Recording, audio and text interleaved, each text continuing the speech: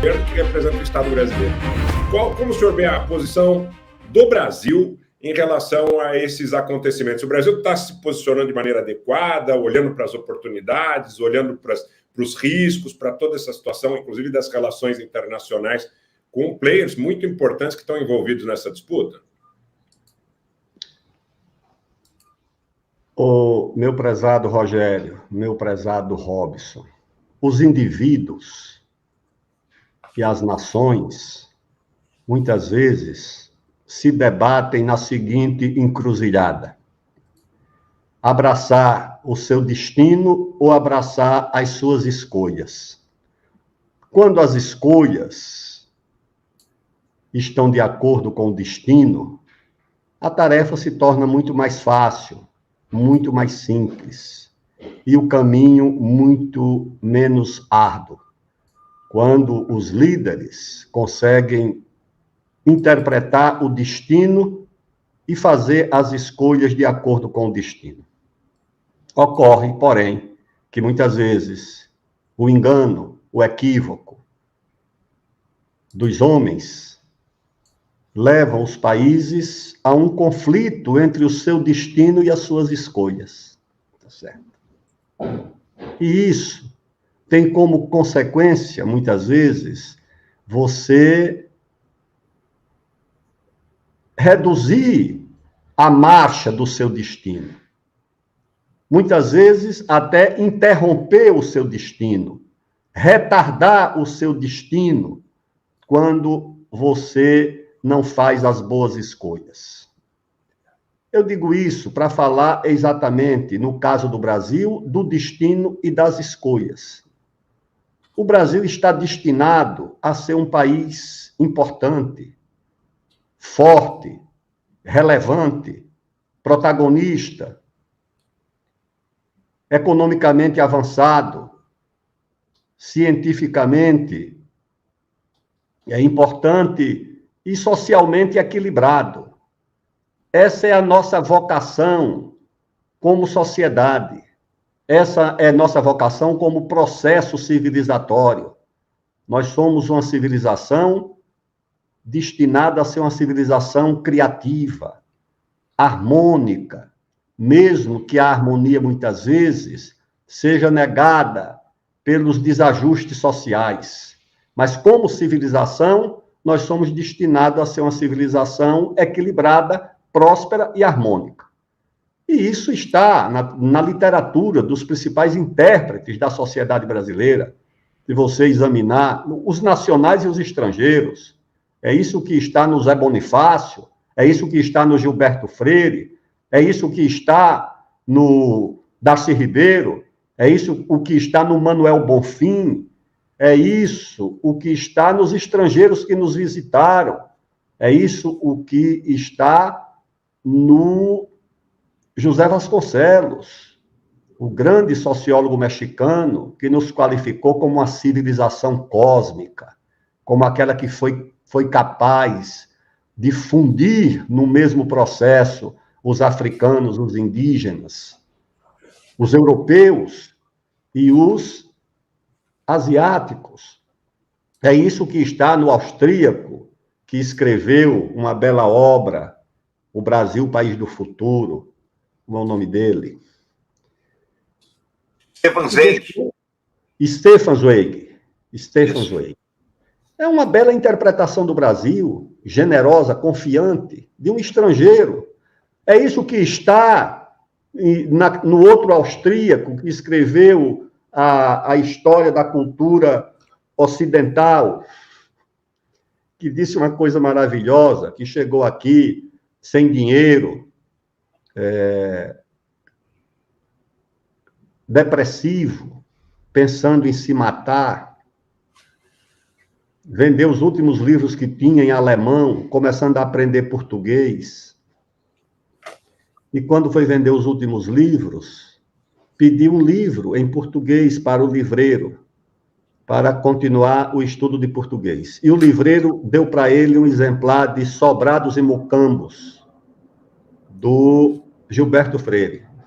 E ele disse que quando começou... Isso está no depoimento que ele escreveu para o Estado de São Paulo em 1956. e que eu publiquei com um artigo meu no centenário do Gilberto Freire. E ele disse que quando começou a ler Sobrados e Mucambo, passou a vontade de morrer. Desistiu de morrer, porque encantou-se pelo Brasil. Então, o Brasil é isso, o destino é esse. E o que é que confronta com o destino? Muitas vezes as escolhas das nossas elites políticas, econômicas, porque por esse destino, o Brasil é um país que tem, esse destino está de acordo com um tipo de diplomacia. Qual é a diplomacia? A diplomacia da mediação. Nós não somos uma sociedade moldada para o confronto. O confronto na construção do Brasil foi uma exceção. Aconteceu aqui com o Paraguai, num determinado momento se ensaiou com a Argentina, depois tivemos na Primeira Guerra uma participação pequena, depois fomos para a Segunda Guerra, mas era um confronto mundial, mas o Brasil sempre reconhecido como uma civilização destinada à mediação. Essa coisa com a Rússia, que muita gente despreza por ignorância, não compreendeu por que é que o Bolsonaro foi à Rússia, por que é que houve um encontro 2+2 com o ministro da Defesa e da Relações Exteriores da Rússia. A Rússia está aqui no Brasil desde a independência. O embaixador do Brasil na Rússia foi protagonista, da Rússia no Brasil, em 1822, foi protagonista. O Dom Pedro, ou foi o governo brasileiro, mandou o Barão do Rio Branco, não foi o Dom Pedro, foi na República. O Barão do Rio Branco visitou a Rússia, reuniu com o czar. Tem uma biografia do Barão do Rio Branco publicada em russo. Quando o czar tomou a iniciativa de convocar a Conferência de Paris, porque foi iniciativa da Rússia, a Conferência de Paris, a Conferência de Paz de Paris, foi uma proposta russa. O czar convidou 2 países da América Latina, o Brasil e o México. E o Brasil não foi porque o Campos Salles resolveu economizar o dinheiro da delegação, e nós não comparecemos. Mas foi uma iniciativa dos russos, e o Brasil reconhecido com esse protagonismo. Bem, agora, quando você substitui essa diplomacia da mediação por uma diplomacia de confronto com os vizinhos, de confronto com outros países por razões ideológicas, se é o Trump eu sou aliado, se é o Biden eu sou adversário, é claro que isso é a negação do nosso destino. É claro que isso atrapalha o nosso destino.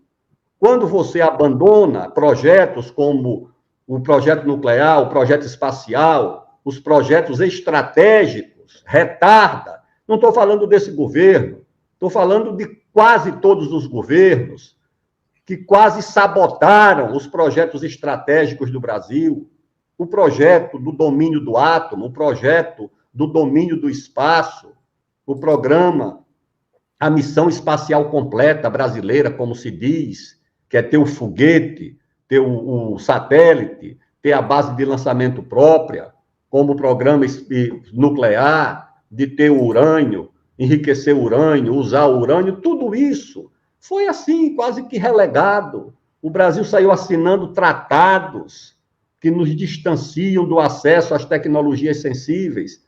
Isso é a negação do nosso destino, tá certo? De ser um país importante no mundo. A nossa diplomacia com a Argentina, nós podíamos ter tido uma dianteira no programa nuclear, se ao invés de privilegiar o confronto com a Argentina, tivesse privilegiado a nossa importância no mundo. E feito com a Argentina a parceria no projeto nuclear. Então, essas coisas colocam o Brasil, muitas vezes, em confronto entre o destino e as escolhas. E hoje, olha, vou dar aqui 2 exemplos. Em breve, o mundo vai conviver com 2 notícias importantes na conjuntura internacional. A primeira é que, oficialmente, a China vai ser a primeira economia do mundo. Isso não vai ser qualquer coisa. Isso vai alterar muito a percepção dos 2 projetos das 2 superpotências. Isso vai acontecer em breve. O outro é que a Índia vai passar a China em população. Tá certo? Breve, a Índia vai ter uma população maior do que a da China.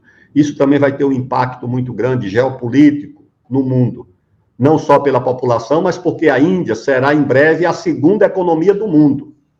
Vai passar os Estados Unidos também. A primeira vai ser a China, a segunda vai ser a Índia, a terceira vão ser os Estados Unidos, a quarta a Indonésia e a quinta o Brasil.